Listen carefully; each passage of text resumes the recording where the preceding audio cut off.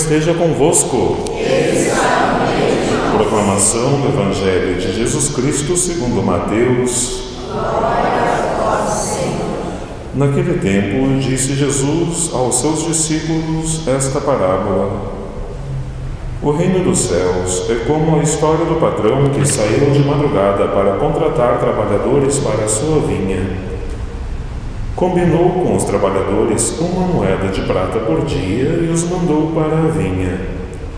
Às 9 horas da manhã, o patrão saiu de novo, viu outros que estavam na praça, desocupados, e lhes disse: Ide também vós para a minha vinha, e eu vos pagarei o que for justo. E eles foram. O patrão saiu de novo ao meio-dia e às 3 horas da tarde e fez a mesma coisa. Saindo outra vez pelas 5 horas da tarde, encontrou outros que estavam na praça e lhes disse: Por que estáis aí o dia inteiro desocupados? Eles responderam: Porque ninguém nos contratou.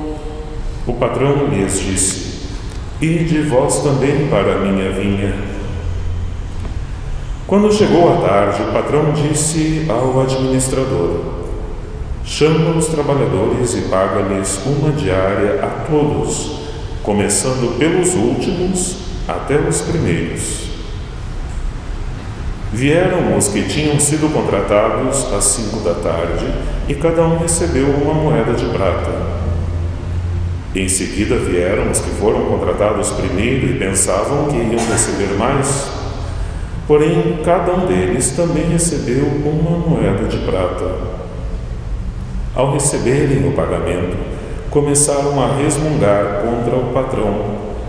Estes últimos trabalharam 1 hora só, e tu os igualaste a nós, que suportamos o cansaço e o calor o dia inteiro. Então o patrão disse a um deles: Amigo, eu não fui injusto contigo. Não combinamos uma moeda de prata? Toma o que é teu e volta para casa.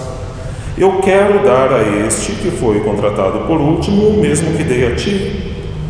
Por acaso não tenho o direito de fazer o que quero com aquilo que me pertence?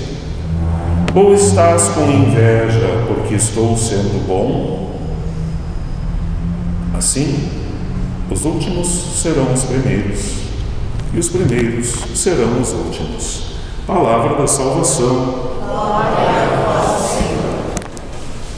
Dando sequência à contemplação das obras de misericórdia espirituais, hoje nos defrontamos com uma particularmente difícil de viver: perdoar a quem nos ofende.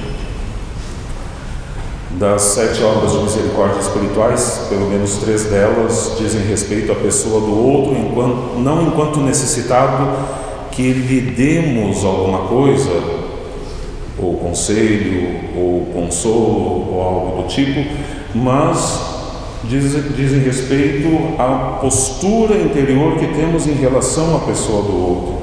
São elas justamente esta: perdoar quem nos ofende.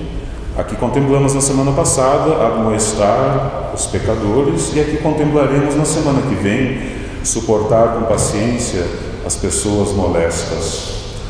Enfim, são 3 obras de misericórdia, repito, difíceis de viver, mas que são necessárias para que tornemos a vida neste vale de lágrimas um pouco menos dura do que já é.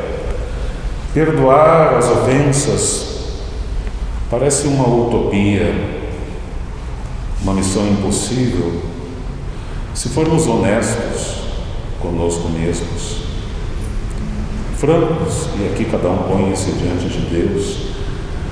A nossa tendência primeira é fazermos uso da lei de Talião: olho por olho, dente por dente. Porque no nosso interior domina geralmente a justiça retributiva: dar a cada um conforme a pessoa age. A pessoa demonstrou confiança, então trato com confiança. A pessoa me tratou com desrespeito, eu trato com desrespeito. A pessoa me tratou com simpatia, eu também trato com simpatia. E quando nós contemplamos a justiça do ponto de vista divino, nos damos conta de que ela não é uma justiça retributiva, e bendito seja Deus, porque estaremos todos no inferno.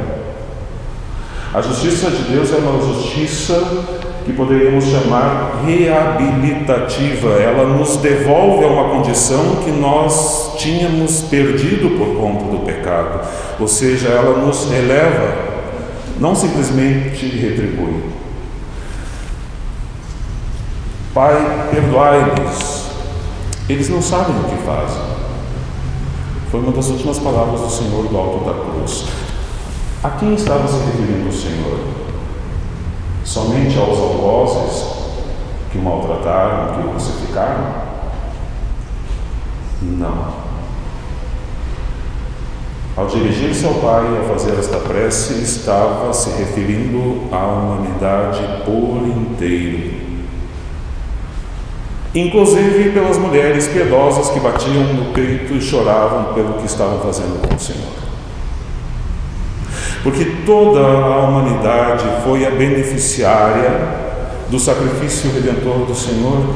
São Paulo dirá, anos depois, que o Cristo morreu pelos nossos pecados, ou seja, aquilo que estava acontecendo com o Senhor foi a forma que Deus encontrou de reabilitar a humanidade inteira que estava decaída, e não apenas retribuir.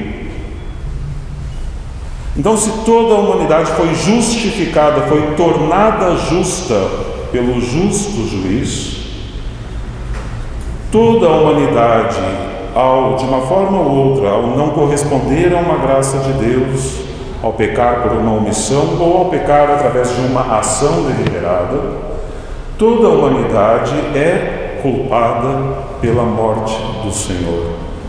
E toda a humanidade recebe os benefícios desta morte redentora do Senhor. E a toda a humanidade é dirigida esta prece do Senhor ao Pai: perdoai-lhes. Pai, eu estou fazendo isso para que todos sejam perdoados, porque são todos os que aqui estão, e os que virão depois destes, e os que aqui estiveram antes deles. Nenhum deles sabe o que está fazendo, porque se tivesse consciência, não faria. É interessante que Santo Tomás de Aquino, quando trata a questão do pecado na Suma Teológica, até escandaliza num primeiro momento, porque Santo Tomás nos explica que a pessoa, quando pratica algo, sempre o faz motivado por enxergar uma razão de bem naquilo que está fazendo. O problema é que muitas vezes este bem é aparente, e é aqui que entra o pecado. Ou seja, mesmo quando a pessoa peca, o faz por ignorância, porque acha que aquilo que está fazendo é o certo a ser feito. Senão não faria. Seria masoquismo querer fazer o mal pelo mal. Seria um distúrbio. Mas quando fazemos um mal achando que estamos fazendo bem, nos classificamos todos entre estes que o Senhor qualifica como os que não sabem o que fazem.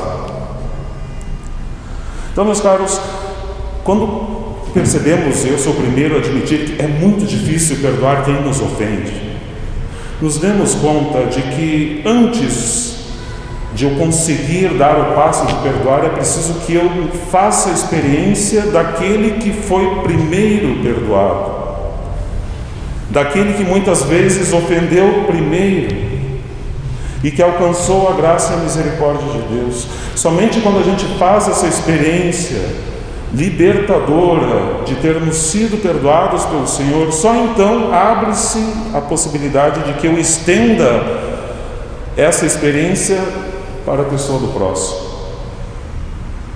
A nossa dificuldade de perdoar é proporcional à nossa dificuldade de sentir-se perdoado ou necessitado do perdão. Quanto mais pensamos que não temos pelo que ser perdoados, mais dificuldade temos também de perdoar, porque daí nos colocamos no patamar dos justos e, como tais, nos sentimos no direito de julgar, quando na verdade somos todos réus, libertos e perdoados pelo Senhor. Ainda mais algumas considerações para nos ajudar na contemplação e na súplica a Deus para que saibamos perdoar assim como outrora fomos perdoados. Perdoar não significa simplesmente virar a página. Perdoar não significa esquecer o que aconteceu. Perdoar não significa deixar de chamar o mal de mal. Porque somos o que somos justamente com toda a gama de bens que nos fizeram e de males que nos proporcionaram também. Todas as realidades pelas quais passamos forjaram o nosso ser. Então seria uma falsa pretensão dizer, bom, vamos apagar, vamos esquecer o que aconteceu. Não, meus caros, uma cicatriz é um sinal claro, uma lembrança constante de uma ferida que outrora existia e que agora foi curada.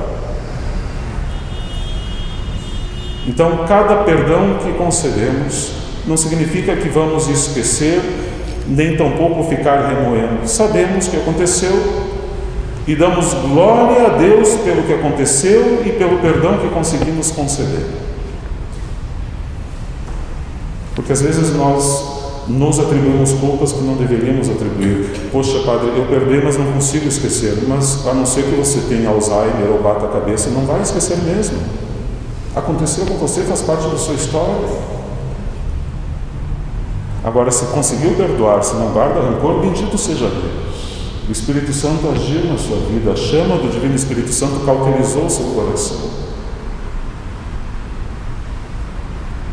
Queira Deus que também tenhamos viva a memória de tantas vezes quantas fomos perdoados por Deus. Porque cada uma das cicatrizes no corpo chagado do Senhor, ali está a lembrança constante de um perdão que nos foi oferecido.